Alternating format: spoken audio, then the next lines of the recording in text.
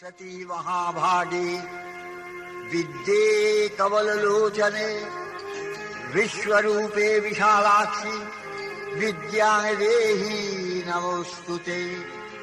भद्रकाल्यै नमो नित्यं सरस्वत्यै नमो नमः। वेद वेदांग वेदांत विद्यास्थानेभ्य एव च स्वाहा त्वं स्वाहा त्वं स्वाहा।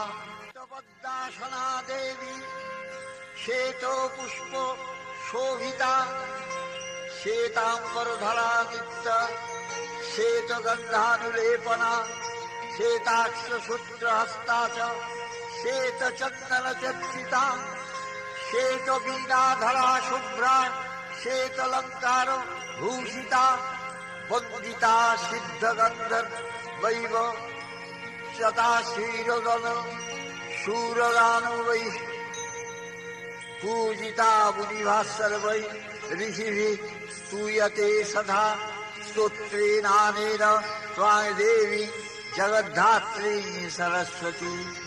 ये शयन्ति त्रिशद्धाया सर्वान् विद्यान् लभन्ति ते शुक्लाम्बरधरां देवी शुक्लाभरणभूषिता।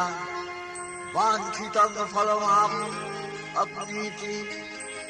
स्वलोके मात्र संशयं धनं देहि बुद्धि देहि पुत्रं देहि सुरेश्वरी ज्ञानं देहि यशो देहि सरस्वत्यै नमो नमः।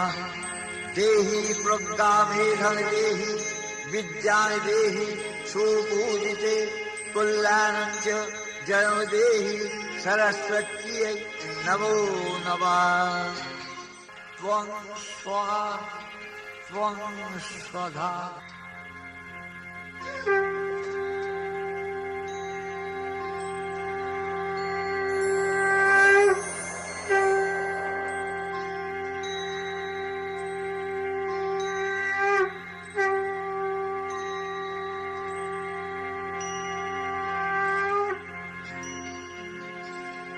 नारायणं नमस्कृत्य नरं चैव नरोत्तमं देवीं सरस्वतीष्मैव ततो जयमुदीरयेत्।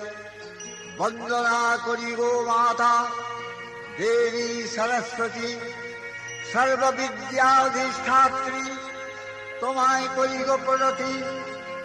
या कुञ्जेन्दु तुषारहार धवला या श्वेत पद्मासना या वीणावरदण्ड मण्डित भुजा या शुभ्रवस्त्रावृता या ब्रह्माच्युत शंकर प्रभृति देवैः सदा वन्दिता सा मां पातु सरस्वती भगवती निःशेषजज्ञापहा।